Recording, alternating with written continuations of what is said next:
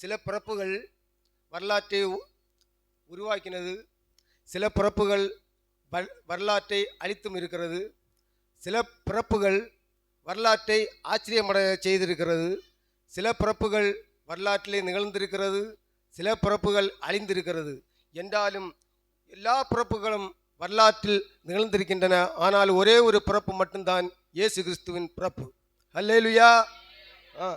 அது இந்த எல்லா பிறப்புகளும் வரலாற்றில் நிகழ்ந்தது உண்டானால் இதை நம்ம ஏதில் நாம் பார்க்க வேண்டும் என்றால் பழைய ஏற்பாடும் புதிய ஏற்பாடும் என்ற இரு சகாப்தங்களை கொண்ட அந்த வரலாற்று புஸ்தகத்திலே நாம் இதை கண்டிப்பாக தெளிவாக பார்த்து கொள்ள முடிகிறது.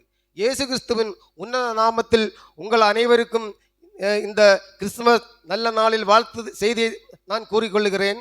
ஒரு தகப்பன் தன் மகளுக்கு ஒரு பர்த்டே கொண்டாடி கொண்டிருக்கிற வேளையில் ஒரு நல்ல ஒரு கிஃப்டை உண்டு பண்ணி அந்த மகளுக்கு கொடுக்கிறாள்.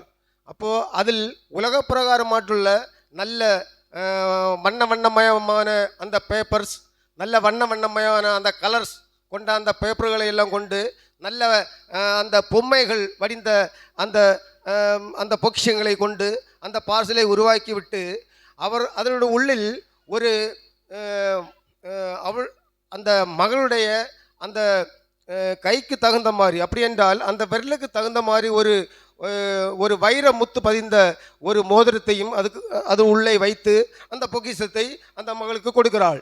அப்போது அதை அந்த மகள் நல்ல ஆச்சரியமாகவும் நல்ல அன்பாகவும் அதை ஏற்றுக்கொண்டு அதை தூரத்தில் வைத்து அதை பிரித்து பார்க்கிறாள். பார்த்துவிட்டு அதை அப்படியே வைக்கிறாள். அடுத்த நாள் காலமே இந்த ஃபங்க்ஷன் முடிந்தது. அடுத்த நாள் காலமே அந்த மகளுடன் கேட்கிறார், மகளே, உனக்கு நான் நேற்றைக்கு தந்த அந்த அந்த பொக்கிஷம் அந்த பார்சல் உனக்கு எப்படி இருந்தது என்று. அப்போ அவள் சொல்கிறாள், இந்த பொக்கிஷம் எனக்கு நன்றாக இருந்தது, அதனுடைய மேலே அந்த பொதித்திருந்த அந்த வடிவங்கள், அந்த அந்த பேப்பர்ஸ், அந்த கலர் போன்ற அந்த வடிவங்கள் எனக்கு நன்றாக பிடித்திருந்தது. அப்போது இதையெல்லாம் சொல்லிவிட்டு அவள் உள் வைத்திருந்த அந்த மோதிரத்தினுடைய அந்த இதை அவர் பார்க்கவில்லை. ஆனால் அந்த அப்பாவுடைய அந்த இருதயம் ரொம்ப வேதனைப்பட்டது. ஏன்னு சொன்னால் அந்த மோதிரம் என்று சொன்னால் அது நம்ம உள்ளத்தில் இருக்கிற அந்த வைரமாகி இயேசு கிறிஸ்துவோட அன்பான முத்து, புரியுதா? நம் கர்த்தராகிய இயேசு கிறிஸ்துவோட முத்து.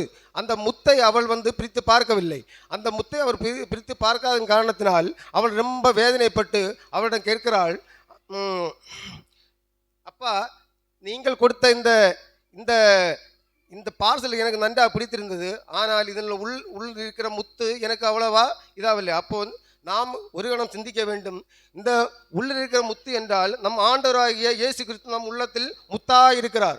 அந்த முத்தை நாம் விட்டுவிட்டு இந்த உலக பிரகாரமான அந்த ஓட்டங்களை நாம் ஓடி இந்த உலக பிரகாரமாட்டுள்ள அந்த காரியங்களை நாம் சிந்தித்து இந்த உலகத்தில் நேராக நாம் நடந்து கொண்டிருக்கிற வேளையில் நாம் வேறு காரியங்களை முக்கியத்துவம் கொடுக்கிறோம். அப்படி என்றால் நாம் வேறு காரியங்களுக்கு இந்த காரியங்களை நாம் முக்கியத்துவம் கொடுக்கிறோம். Christ to be celebrated, not the celebration. அப்படி என்றால் கிறிஸ்து நாம் உள்ளத்தில் கொண்டாடப்பட வேண்டும், கொண்டாட்டங்கள் அல்ல. புரியுதா? நாம் உலகத்தில் எப்படி இருக்க வேண்டும்? கிறிஸ்துவை பற்றி உள்ள கொண்டாட்டங்கள் நாம் உள்ள இருக்க வேண்டும்.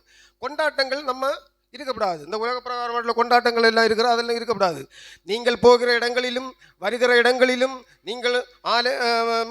நீங்கள் பள்ளிக்கூடங்கள் போகும்போதும் காலேஜுகள் நீங்கள் படிக்கும் போதும் நீங்கள் பஸ் யாத்திரைகளிலும் நீங்கள் ட்ரெயின் யாத்திரைகளிலும் எந்த இடங்கள் போனாலும் இந்த வைரமாகிய இந்த முத்தை நீங்கள் உள்ளில் வைத்துக்கொண்டு நம் ஆண்டவராகிய இயேசு கிறிஸ்து என்று நாம் ஜீவிப்போம். 2024 வந்த அந்த கிறிஸ்துமஸ் எனக்கு ஒன்றும் கிடைக்கவில்லையே, எனக்கு ஒரு ஆசீர்வாதம் கிடைக்கவில்லையே. 2024 இந்த கிறிஸ்துமஸில் வரைக்கும் எனக்கு ஒரு ஆசீர்வாதம் கிடைக்கவில்லையே, ஒரு நன்மை கிடைக்கவில்லையே என்று நீங்கள் ஆச்சரியப்பட தேவையில்லை. 2025 கிறிஸ்துமஸ் நீங்கள் பாருங்கள், கர்த்தர் ஒவ்வொரு பிள்ளைகளையும் ஆசீர்வதிப்பார். ஹல்லேலூயா, ஹல்லேலூயா, ஹல்லேலூயா. ஆண்டவர் ஒவ்வொரு பிள்ளைகளையும் கண்ணின் மணி போல பாதுகாத்து வருகிற இடங்களில் எல்லாம் உங்களை கண்ணின் மணி போல நல்ல ஒரு முத்தாக அந்த முத்தாகிய அந்த வைரத்தை நீங்கள் உள்ளத்தில் தரித்து பாருங்கள். ஆண்டவர் உங்களை நேசிப்பார், வழிநடத்துவார். இந்த ஒரு வசனத்தை மட்டும் நான் வாசிக்கிறேன். தேவன் தம்முடைய ஒரே பேரானை ஒரே பேரான குமாரனை விசுவாசிக்கிறவன் எவனோ அவன் கெட்டு போகாமல் நித்திய ஜீவனை அடையும்படிக்கு இவ்வளவாய் இந்த உலகத்தை தந்துள்ளினார். இது யோவான் 3:16 சொல்லப்பட்டிருக்கிறது. ஆகவே கிறிஸ்து பிறப்பிலே வெளிப்படுகின்ற அந்த மீட்பு, ரட்சிப்பு, இந்த காரியங்களை நாம் உள்ளத்தில் தரித்து கொண்டு நாம் இந்த நாட்களில் கிறிஸ்து பிறந்த நாளை நாம் கொண்டாடுவோம். எனக்கு இந்த வாய்ப்பை தந்த கர்த்தருடைய தாசன் அவர்களுக்கு என் நன்றியை தெரிவித்துக் கொண்டு, மற்றும் சபை விசுவாசிகள் அத்தனை பேருக்கும் என் நன்றியை தெரிவித்துக் கொண்டு என்னுடைய இந்த வாழ்த்துரையை முடிக்கிறேன். நன்றி. ஆமென்.